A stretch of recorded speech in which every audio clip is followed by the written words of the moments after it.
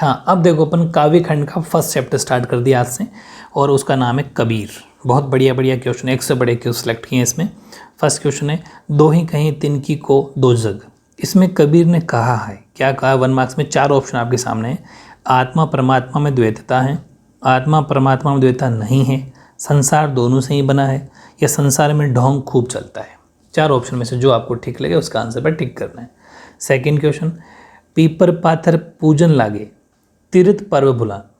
पर्व नहीं, गर्व, तीर्थ गर्व भुलाना। इसमें अलंकार है, इसको अलंकार बताना है। यमक है, उपमा है, अनुप्रास है, रूपक है। 4 ऑप्शन आपके सामने है। क्वेश्चन नंबर 3, कबीर की भाषा कहलाती है ब्रज भाषा, या तत्सम प्रधान भाषा, या फिर अवधि भाषा, या फिर सद्दूकड़ी भाषा। 4 ऑप्शन आपके सामने इसमें भी, ठीक है। और क्वेश्चन नंबर 4 है, निर्भय भया कछु नहीं व्यापे। कबीर के अनुसार ऐसी स्थिति किसकी हो जाती है? 1 मार्क्स में। और क्वेश्चन नंबर 5 है, सांझ कहो तो मारन धावे, झूठ जगपति आना। कबीर के अनुसार ऐसा आचरण कौन करते हैं? 1 मार्क्स के अंदर ये भी। और क्वेश्चन नंबर 6 आपका, जो कि 2 मार्क्स में है, कि कबीर की दृष्टि में ईश्वर एक है, इसके समर्थन में उन्होंने क्या तर्क दिए हैं, वो आपको बताना है पूरे 2 नंबर में। क्वेश्चन नंबर 7 देखो, जैसे बाड़ी काष्ठ ही काटे, अग्नि ने काटे को। ठीक है, सब घटी अंतरी, तू ही व्यापक, धरे सरों पे सोई। ठीक है, इसके आधार पर बताइए कि कबीर की दृष्टि में ईश्वर का क्या स्वरूप है। ये पूरे 2 नंबर का है। 1 से बड़े क्वेश्चन है, सारे क्वेश्चन वेरी इंपॉर्टेंट है। इनमें अच्छे मार्क्स आपके आगे, तो मतलब आपकी बहुत अच्छी तैयारी है। क्वेश्चन नंबर 8, कबीर के संकलित पदों में उनकी समाज सुधार की जो भावना है वो किस रूप में व्यक्त हुई है, वो आपको बताना है। पूरे 3 नंबर का ही क्वेश्चन, ठीक है। बहुत अच्छे से आपको इसका आंसर देना है। अब अपन बात करते हैं पद्यांश की। जैसे उसमें अपन ने गद्यांश की बात की थी उस वाली बुक में, इसमें आएंगे आपका पद्यांश। वो भी, उसमें भी गद्यांश 8 नंबर का था, इसमें भी 8 नंबर के, उसमें भी 4 क्वेश्चन, इसमें भी 4 क्वेश्चन, ठीक है। इसमें अपन देखते हैं पहला पद्यांश। तो पद्यांश देखो, इसके अंदर ध्यान रखना, इस पद्यांश के अंदर आपको अर्थ ग्रहण संबंधी प्रश्न मिलेंगे, और उसमें सौंदर्य बहुत संबंध, दो पद्यांश होते हैं। मैं भी समझा दूंगा पूरा, पहले बात को समझो। पहले इस पद्यांश को देखो, हम तो एक एक करी जानना, दो ही कहीं तिनही को दो जग जिन नाहिन पहचाना, एके पवन एक ही पानी, एके जेती समाना, एके खाक कड़े सब भाड़े, एके कोहरा साना, जैसी बाड़ी काष्ठी काटे, अग्नि ने काटे कोई, सब घटी अंतरी, तू ही व्यापक धरे सरों पे सोई, माया देखी के जगत लुभाना, काहे रे नर गरबाना, निर्भय भया कछु नहीं व्यापे, कहे कबीर दीवाना। ठीक है, तो ये आपका पद्यांश है। और अब आपको अर्थग्रहण संबंधी आंसर देना है, मतलब कि आपको क्वेश्चन रहेंगे उसमें सीधा सीधा आंसर लिखना है, इसी पैसेज का मीनिंग देखते हुए। पूरी बात समझना। क्वेश्चन है, कबीर इस संसार में किस एक को ही मानते हैं, किस एक को ही मानते हैं। दूसरा, कबीर के अनुसार कौन परमात्मा को नहीं जान पाते हैं। ठीक है। तीसरा, ये मनुष्य शरीर नश्वर है और उसमें स्थित आत्मा अमर है। इस बात को कबीर ने किस उदाहरण से सिद्ध किया। चौथा, कबीर मनुष्य को किन किन से बचने की चेतावनी देते हैं। ये 4 क्वेश्चन इसके अंदर है। ठीक है, अब मैं लेता हूँ नेक्स्ट पद्यांश। उसमें आपको सौंदर्य बोध संबंधी आपको देखिए, मतलब उसका मतलब ये होता है कि इसमें कौन सी भाषा का यूज हुआ है, इसमें कौन सा अलंकार है, उसमें बोलते हैं सौंदर्य बोध संबंधी। ठीक है, ये है अर्थ, मतलब जिसमें सीधा आंसर देना होता है।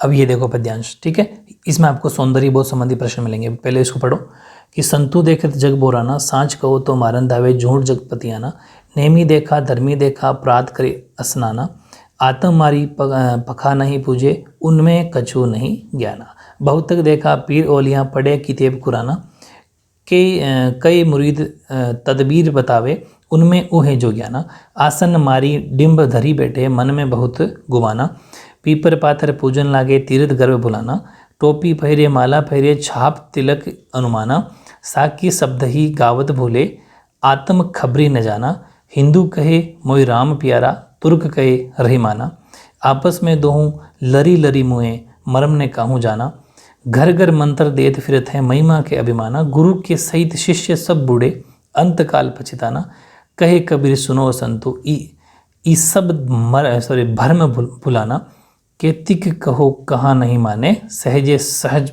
भुलाना। कबीर साहब की बहुत शानदार, कबीर साहब ने दोनों ही धर्मों पे व्यंग्य किया है, आप समझ रहे होंगे। कबीर साहब की बातें बहुत अलग हैं।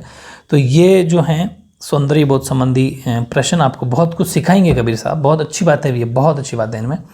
तो इनमें क्वेश्चन आपको मिल रहे हैं 3, ठीक है। हालांकि एग्जाम में इसमें 2 मिलेंगे, 3-3 नंबर के 2, लेकिन ऐसा भी आ जाता है कि 1 3 का और 2 1.5 की। ठीक है, तो प्रश्न देखो, सौंदर्य बोध संबंधी प्रश्न। पहला, प्रस्तुत पद का भाव सौंदर्य स्पष्ट करो। मतलब आपको भाव सौंदर्य लिखना है, मतलब अपने वर्ड में लिखना है कि आपने इसके अंदर क्या क्या देखा, कि कबीर क्या बताना चाह रहे हैं संसार को वगैरह, वो पूरी बातें लिखनी। ठीक है। दूसरे में क्वेश्चन है जो कि पहला 3 नंबर का है, दूसरे में अलंकार कौन सा है 1.5 का, और तीसरे में भाषा शैली कैसी है, मतलब इसकी भाषा शैली कौन सी थी। जैसे अपन ने पहले पढ़ा कि इनकी कौन सी लैंग्वेज थी, वो अब मैं बताऊंगा नहीं, खैर समझ गए होंगे आप, वो इसमें के अंदर भरना है। ठीक है, 1.5 का। अब लो चैप्टर 2 मीरा। ठीक है, इसमें पहले क्वेश्चन आंसर लेते हैं अपन। लोग मीरा को बावरी क्यों कहते हैं? बावरी मतलब जो अपन नॉर्मल बोलते हैं बावली, वैसे बावरी क्यों कहते हैं, 2 मार्क्स में। सेकंड, मेरे तो गिरधर गोपाल दूसरों ने कोई, इसमें मीरा ने क्या व्यक्त किए? अनन्य उदारता, अनन्य भक्ति, अपनी निराशा या अपने जीवन की व्यथा, ये 1 मार्क्स का है। तीसरा, पग घुंघरू बांधी मीरा नाची, पद का मूल भाव स्पष्ट करना है। ठीक है, पूरे 2 मार्क्स का। और मीरा के मुक्तक गेय पदों की क्या विशेषता है 1 मार्क्स में।